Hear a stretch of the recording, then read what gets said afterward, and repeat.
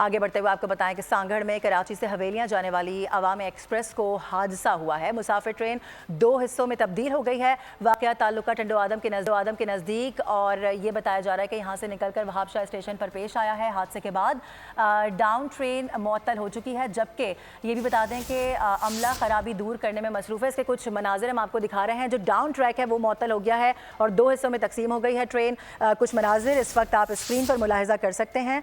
आपको ये बता दें कि ये हादसा रिपोर्ट हुआ है और हादसे के बाद डाउन ट्रैक मुअत्तल हो गई है, ऐसा भी बताया जा रहा है, जिसकी खराबी को दूर करने की कोशिश की जा रही है। कराची से हवेलियां जाने वाली अवाम एक्सप्रेस को ये हादसा पेश आया है। आपको बताएं कि कराची से हवेलियां जाने वाली अवाम एक्सप्रेस, इसको ये हादसा पेश आया है। मुसाफिर ट्रेन है जो कि 2 हिस्सों में तकसीम हो गई है और इस वक्त इसकी मरम्मत का काम किया जा रहा है और ये जो ट्रैक से उतरी है, जो ट्रैक इसका ख़राब हुआ है, उसको सही करने की कोशिश की जा रही है।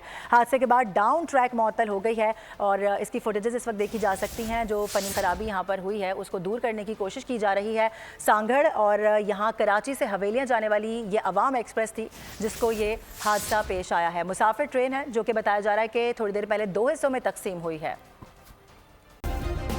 सब्सक्राइब करें और बेल दबाएं ताकि कोई खबर रह न जाए।